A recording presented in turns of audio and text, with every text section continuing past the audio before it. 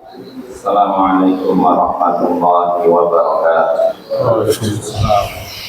Alhamdulillah wassalatu wassalamu ala Rasulillah wa ala alihi wa sahbihi wa man wala, amma ba'd.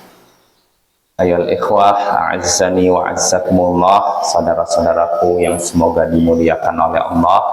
Kita bertemu kembali di malam Sabtu untuk mengkaji tafsir Jalalain, tafsir yang disusun oleh dua imam, Jalaluddin As-Suyuti dan Jalaluddin Al-Mahalli.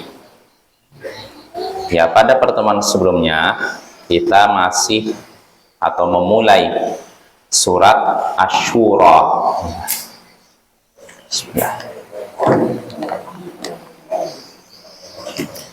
Dan surat Asy-Syura ini termasuk surat Makkiyah, yaitu surat yang diturunkan setelah sebelum Nabi hijrah ke Madinah, masih di Mekah, ya. Dan ayatnya berjumlah 53 ayat, turun setelah surat Fussilat. Ya, pada pertemuan sebelumnya kita sudah sampai ayat ayat 1 sampai 5. Kita ulang secara singkat. A'udzubillahi minasyaitonirrajim. Bismillahirrahmanirrahim. Hamim ain sin qaf.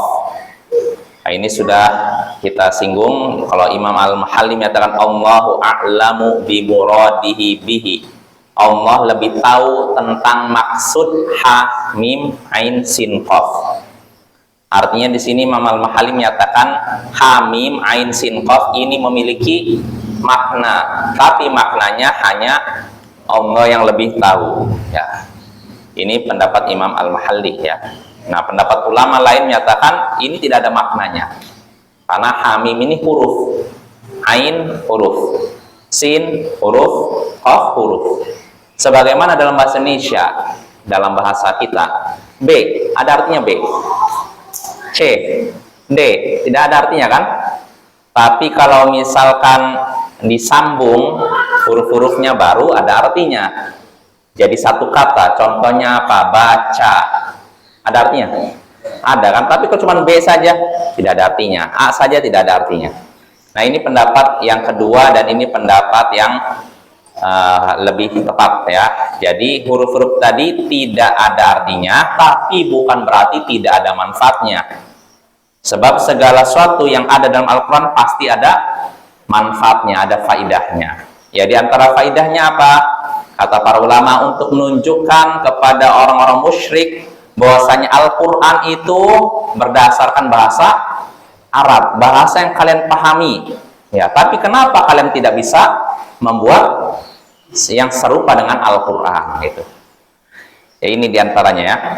Lalu Allah katakan kadzalika yuhi ilaika wa ilal ladzina min qablika Allahul azizul hakim. Demikianlah telah mewahyukan kepadamu dan kepada orang-orang sebelummu Allah yang maha perkasa lagi maha bijaksana.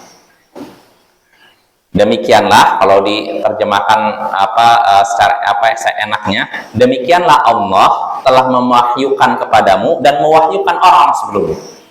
Allah yang maha perkasa lagi maha bijaksana. Ya, Allah sudah memberikan wahyu kepadamu, yaitu kepada siapa? Nabi kita. Dan kepada orang-orang sebelummu, yaitu siapa? Para nabi sebelum nabi kita, ya. Dari Nabi Isa sampai ke atas, ya. Yang menurunkan adalah Allah yang Al-Aziz, maha perkasa, Al-Hakim, maha bijaksana. Maha perkasa dalam hal kekuasaannya, maha bijaksana dalam hal perbuatannya. Allah dalam hal kekuasaannya tidak ada satupun yang bisa menandinginya. Betul tidak?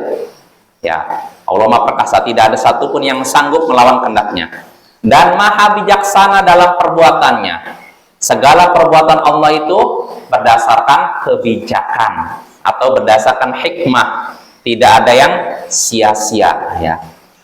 Lahu ma fis samawati wa ma fil ard wa huwal aliyyul azim. Miliknya lah segala yang di langit dan segala yang di bumi, dan dia maha tinggi lagi maha agung.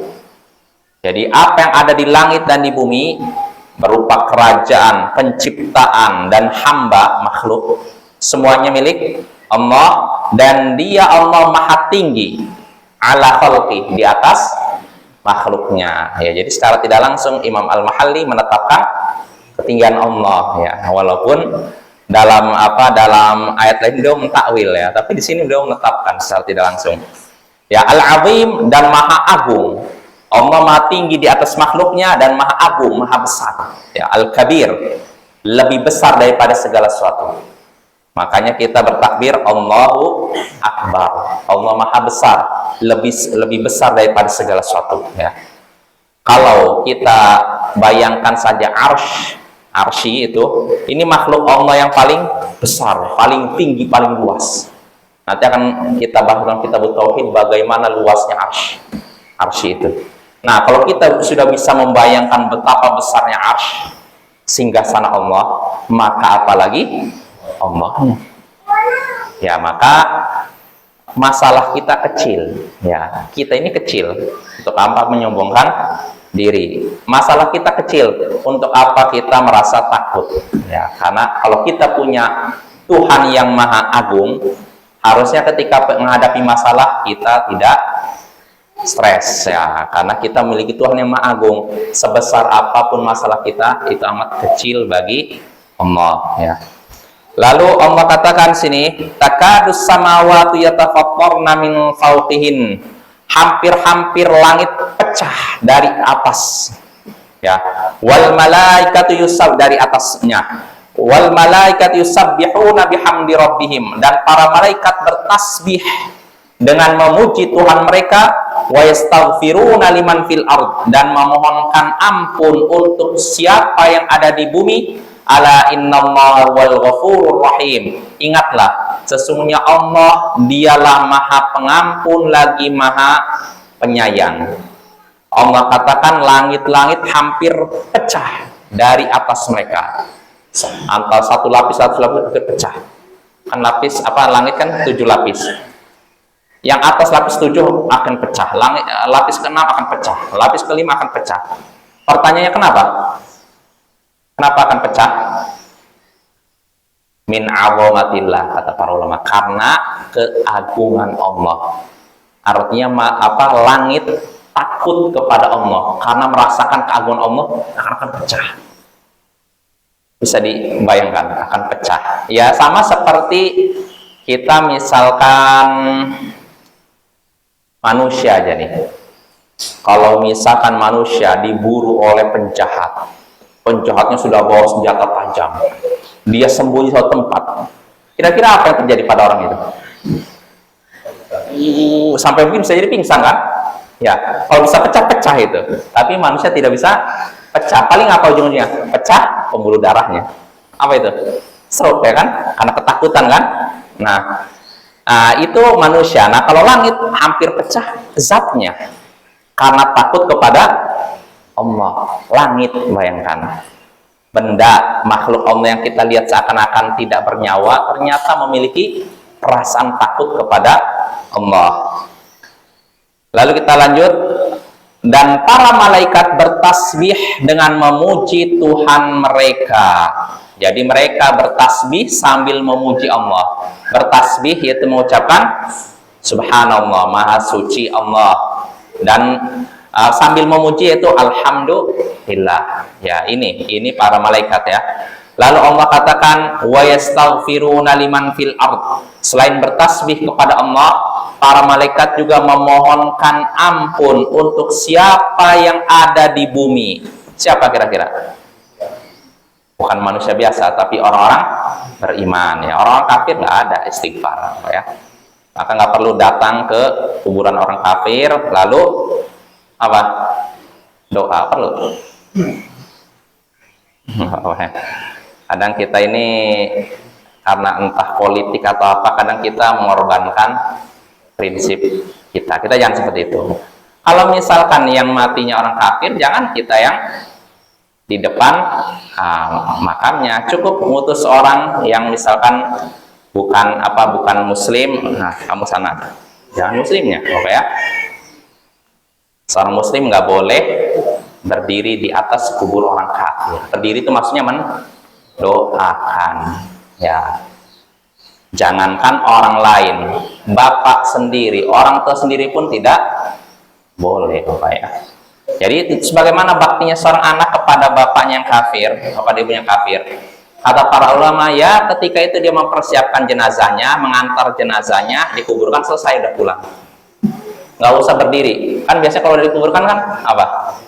Berdiri dulu, mungkin merenung dulu atau enggak, ada seperti itu.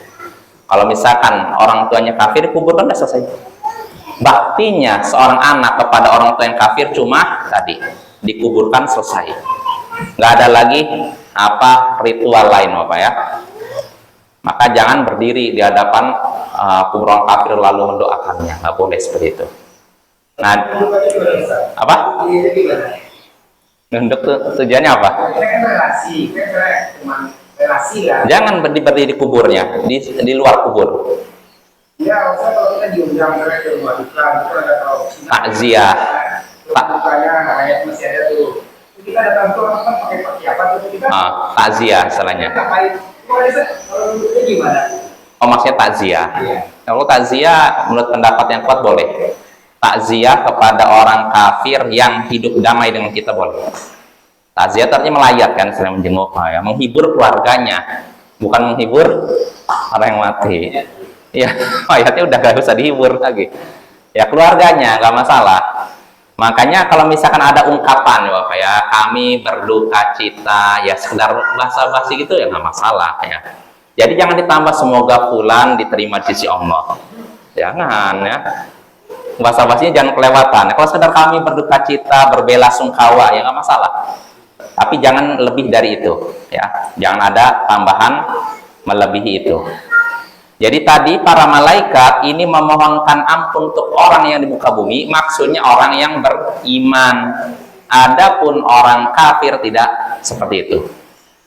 Lalu Allah katakan, ketahuilah sesungguhnya Allah dialah yang Maha Pengampun lagi Maha Penyayang. Ya. Ini ayat ke 5 ya. Lalu berikutnya terakhir sampai sini ke 6. Walladzina ittakhadhu min dunihi awliya Allahu hafizun 'alaihim wa ma anta 'alaihim biwakil. Dan orang-orang yang mengambil pelindung-pelindung selain Allah, Allah lah yang mengawasi mereka. Dan engkau bukanlah orang yang diserahi mengawasi mereka. Dan orang-orang yang mengambil pelindung selain Allah, siapa itu? Orang kafir, orang musyrik. Pelindung selain Allah, berhala-berhala atau siapapun, entah orang soleh kah, jin, apalagi malaikat, nah, siapapun selain Allah. Orang-orang yang mengambil pelindung selain Allah, Allah hafizun alaihim, Allah menjaga mereka, mengawasi mereka. Maksudnya kata Imam Al-Mahali, muhsin alaihim liyujaziyahum, Allah menghitung amalan mereka lalu akan membalas mereka. Artinya Allah menghitung semua amalan mereka, lalu Allah akan membalas mereka. Membalas apanya? Maksudnya membalas kejahatan mereka ya. Ya maksudnya di sini kan orang-orang musyrik ya. Dihitung kejahatan mereka. Makin banyak berbuat maksiat, makin banyak berbuat syirik, berarti makin besar siksanya. Wa ma anta alaihi biwakil. Dan engkau sekali-kali bukanlah orang yang diserahi mengawasi mereka. Jadi kalau mau diterjemahkan, engkau bukanlah wakil atas mereka. Namanya wakil itu apa? Yang ngawasi kan? Oh, misalnya gini, saya punya proyek di mana itu, saya utus orang, kamu ke sana tengok, lihat para tukangnya, mereka kerjanya bagaimana. Nah, ketika saya ngutus fulan ini ke sana, berarti dia sebagai apa? Wakil saya atas mereka, yang mengawasi mereka. Dan Rasul tidak seperti itu. Rasul bukan orang yang Allah tugasi untuk mengawasi orang-orang musyrik ya. Terus apa yang kewajiban Rasul? Wa ma 'alaika illal balagh. Tidaklah kewajibanmu kecuali menyampaikan. Nah, lihat tuh, Nabi saja cuma ditugaskan menyampaikan risalah, menyampaikan kebenaran. Nah, maka begitu pula kita. Tugas kita cuma menyampaikan ya, bukan memaksa orang lain untuk mengikuti apa yang kita ucapkan. Makanya nggak boleh kita memberi nasihat dengan syarat harus diterima ya, kecuali kalau memang yang ada hubungannya dengan tugas, amanah, lain lagi ya. Kalau misalnya ada orang pimpinan nih nyaksikan ada anak buahnya keliru lalu beri nasihat, si anak buah wajib menerima nggak? Wajib menerima. Tapi kalau yang bukan di bawah pimpinannya nggak bisa begitu, dia cukup memberikan nasihat, adapun menerima atau enggak ya udah.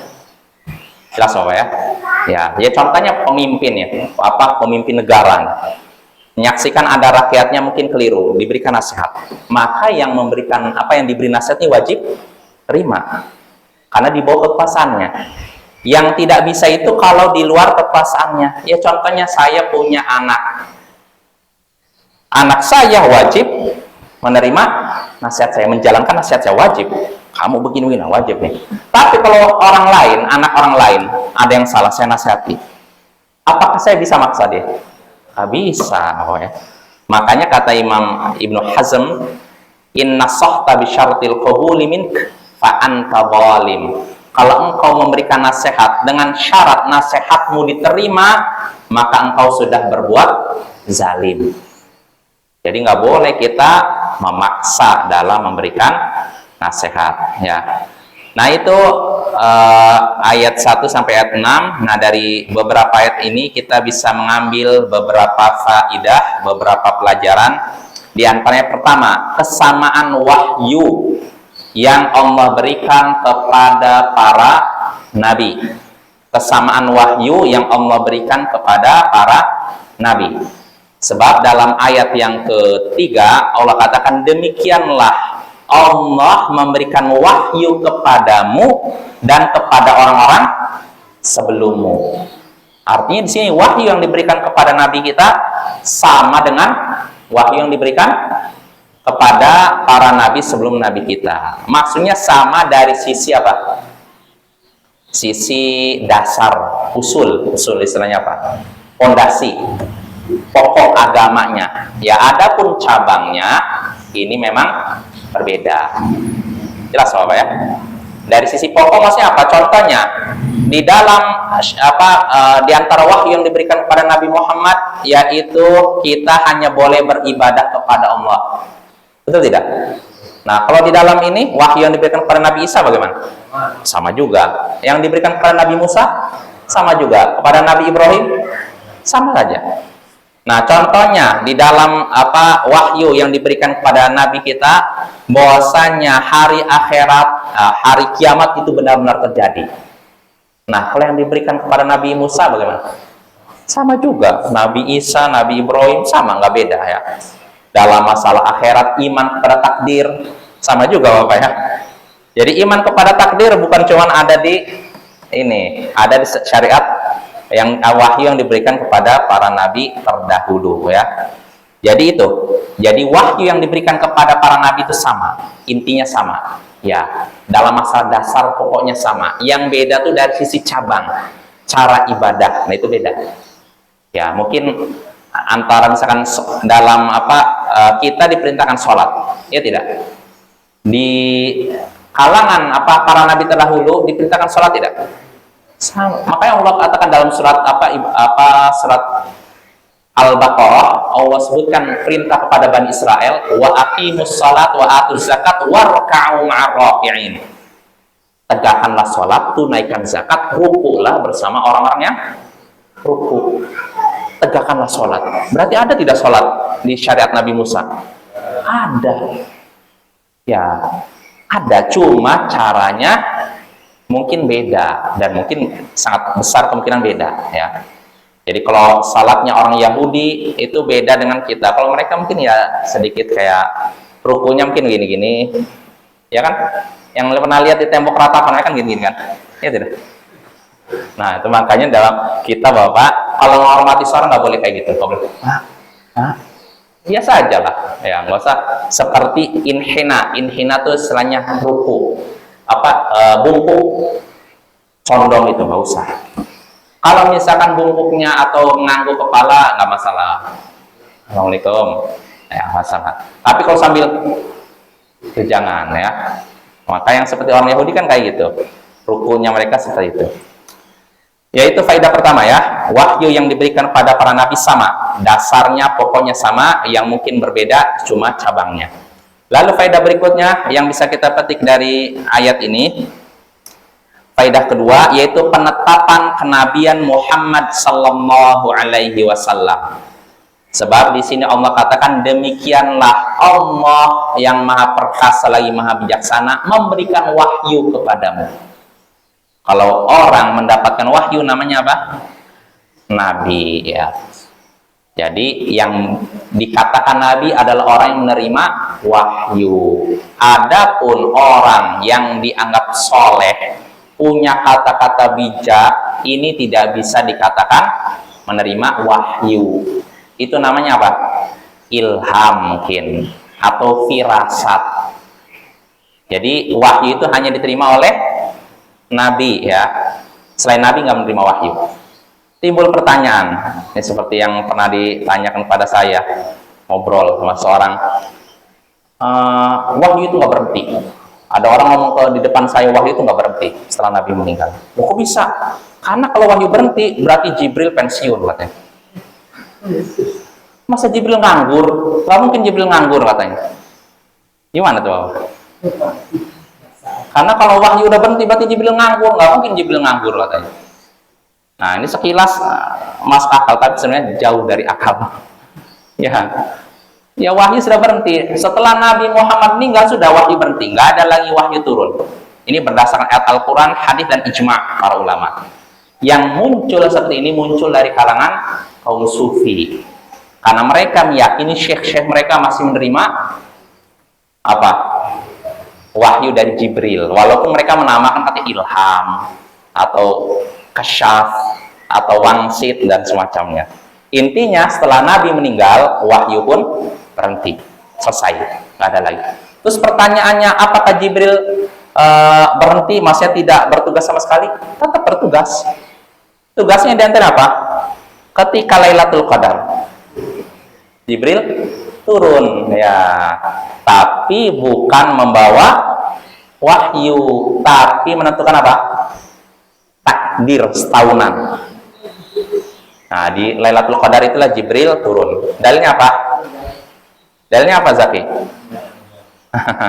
Inna anzalna fi Lailatul Qadar apa? Tanazzalul malaikatu waruhu fiha. Di malam Lailatul Qadar para malaikat dan ruh turun. Ruh di sini apa maksudnya? Jibril ya, Ruhul Qudus. Nah, itu faedah kedua ya. Jadi ayat tadi menunjukkan penetapan kenabian Muhammad sallallahu alaihi wasallam. Lalu faedah ketiga yang bisa kita petik dari ayat tadi menunjukkan keagungan Allah Subhanahu wa taala. Keagungan Allah Subhanahu wa taala. Dari mana? Pertama Allah katakan miliknya lah segala yang di langit dan di bumi. Ini menunjukkan keagungan Allah. Yang di langit demikian luas, yang di bumi demikian lebar, ini milik Allah. Ini menunjukkan keagungan Allah. Lalu berikutnya Allah sebutkan langit dengan 7 lapisnya hampir pecah. Karena apa? Keagungan Allah Subhanahu wa taala. Ini menunjukkan keagungan Allah. Yang kedua. Lalu yang ketiga, para malaikat apa itu? Bertasbih kepada Allah, memuji Allah. Ini baru 3 ini menunjukkan keagungan Allah, dan masih banyak lagi ayat lain yang menunjukkan keagungan Allah Subhanahu wa taala. Lalu berikutnya, faedah berikutnya yang bisa kita petik dari ayat ini juga, para malaikat memiliki fisik dan sifat. Para malaikat memiliki fisik dan sifat. Maksudnya apa? Malaikat itu ada zatnya, ada fisiknya, dan ada sifatnya. Bukan malaikat itu bukan makhluk yang abstrak. Makhluk istilahnya apa ya? Maknawi. Iya, kiasan. Jadi ada, karena apa? Di sini contohnya Allah menyebutkan para malaikat bertasbih. Tasbih itu apa? Mengucapkan apa? Subhanallah. Artinya malaikat ada sifatnya kan? Ya, bukan cuma istilahnya kiasan. Karena orang-orang Mu'tazilah menolak fisik malaikat.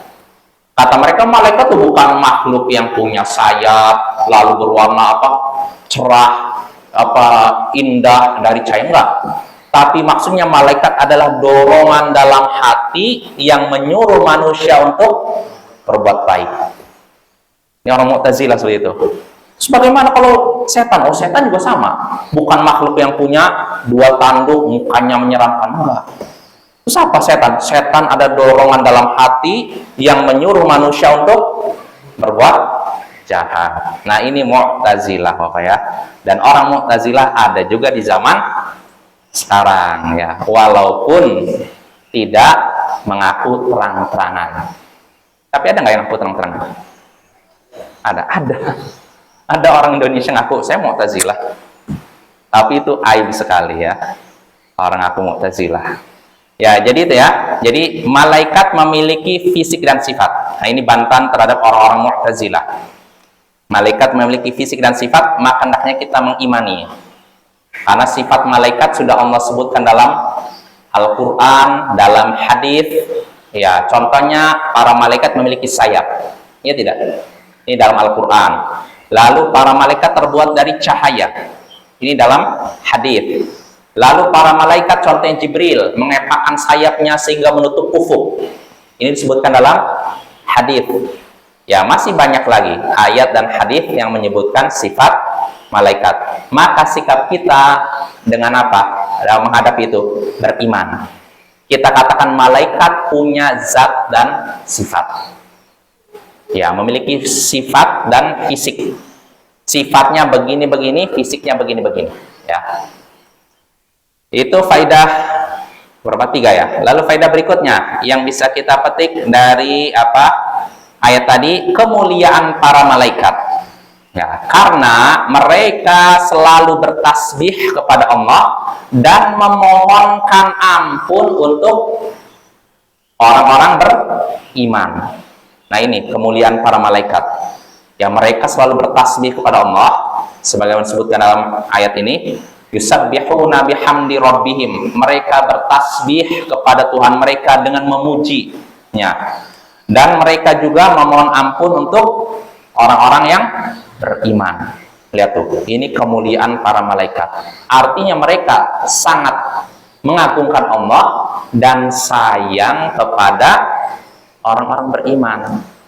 Nah, ini sifat malaikat yang harus kita tiru ya. Jadi mengagungkan Allah dan sayang kepada orang yang beriman. Ya, ini hablum minallah, hablum minan nas ya. Apa ya?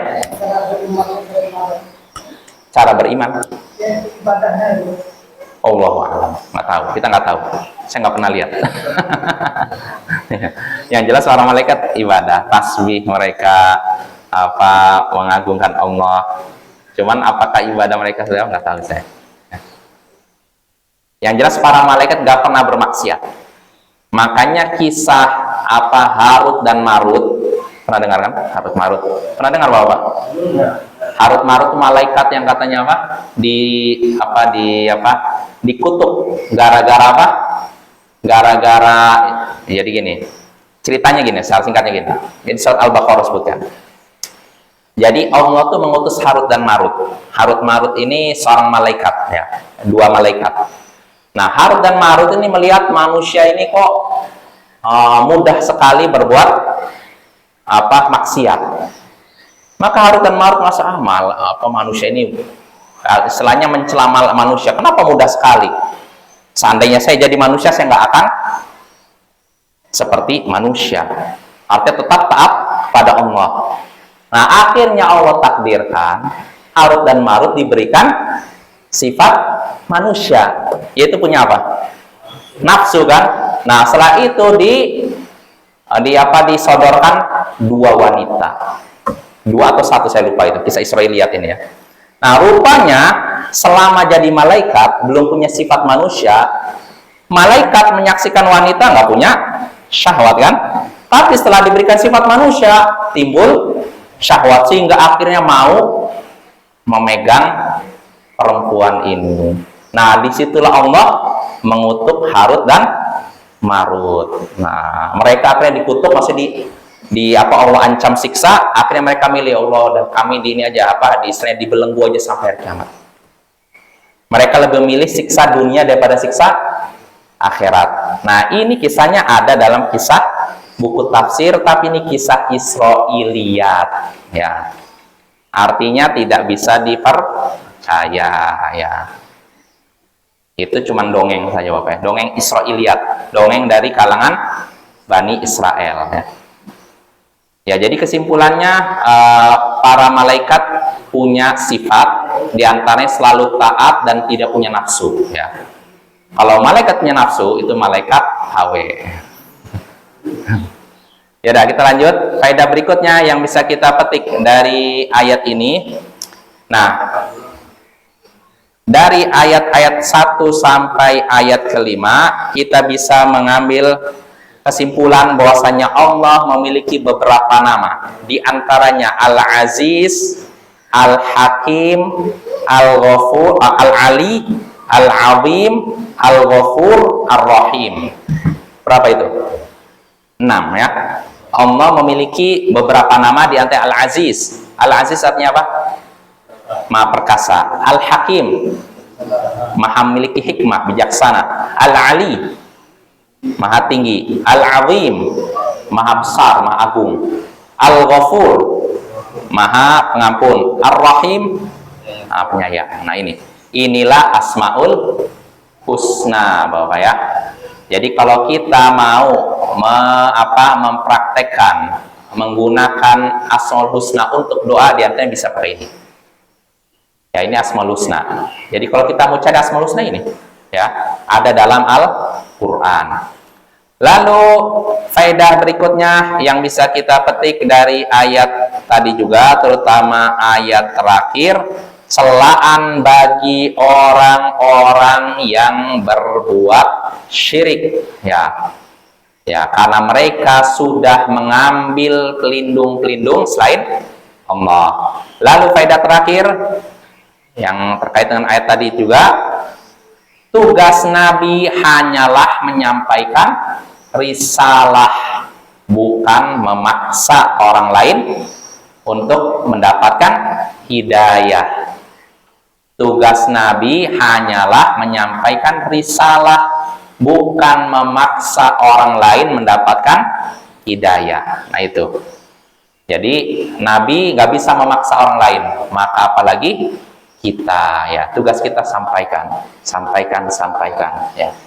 Adapun orangnya nerima atau tidak, ini bukan urusan kita, ya. Tapi kita berusaha maksimal, Bapak ya. Ya, minimal gini, orang yang mendengar ini paham, bukan nerima. Jadi orang yang mendengar, misalkan sampaikan hadis, dia paham apa makna hadis itu. Nah, kalau dia sudah paham, selesai. Adapun dia nanti mengamalkan atau tidak, urusan dia dengan Allah. Jelas, Bapak ya. Jadi tugas kita seperti itu, menyaksikan saudara kita, misalkan yang tidak tahu, tidak ngerti tata cara sholat yang benar, tidak ngerti tata cara wudhu yang benar, tidak ngerti tentang tauhid, tidak ngerti tentang akidah yang benar. Tugas kita cuma nyampaikan, nih, sampai dia paham. Kalau udah paham, selesai. Jadi jangan, pokoknya kamu harus ikut saya. Nggak bisa. Kita cuma nyampaikan ini, yang ayat Al-Quran berbunyi seperti ini, hadis seperti ini, dah, silakan. Sama ya, itu tugas kita. Lalu selesai. Berarti kita masuk ayat yang baru, yaitu ayat yang ke-7, ya. 7, ya. A'udzu billahi minasyaitonir rajim.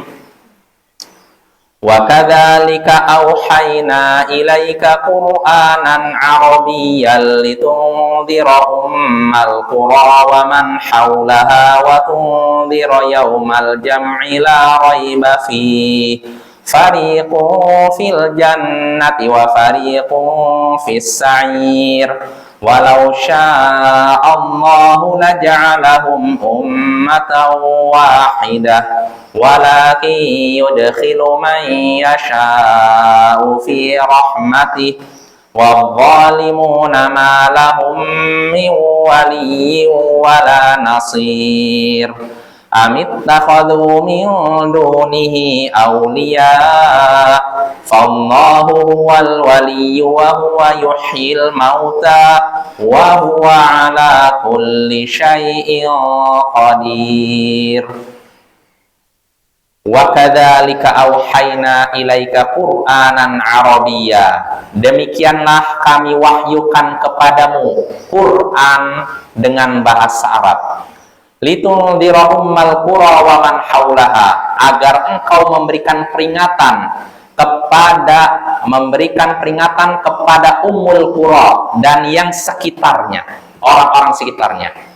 Agar engkau memberikan peringatan kepada penduduk Ummul Qura dan yang sekitarnya, dan agar watundira yaumal jam'i la raiba fi, dan agar engkau memberikan peringatan kepada manusia tentang hari dikumpulkan, hari pengumpulan yang tidak ada keraguan padanya. Fariqun fil jannah, satu kelompok di surga, wa fariqun fis sa'ir, dan satu kelompok di neraka. Walau sya'allahu laja'alahum ummatan wahidah. Kalau Allah berkehendak, kalau Allah mau, niscaya Dia jadikan mereka satu umat saja. Walaki yudkhilu man yasha'u fi rahmatih. Akan tetapi Dia memasukkan siapa yang Dia kehendaki ke dalam rahmat-Nya. Wa zalimuna ma lahum min waliyyin wala nasir.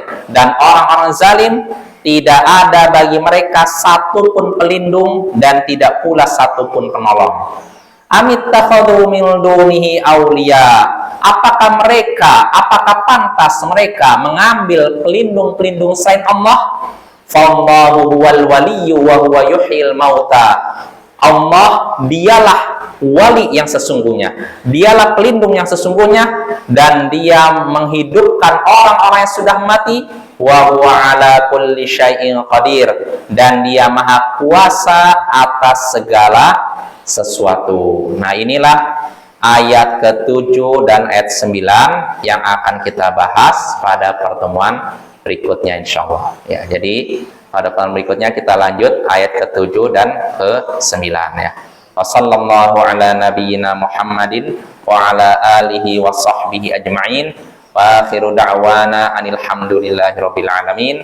Assalamualaikum warahmatullahi wabarakatuh.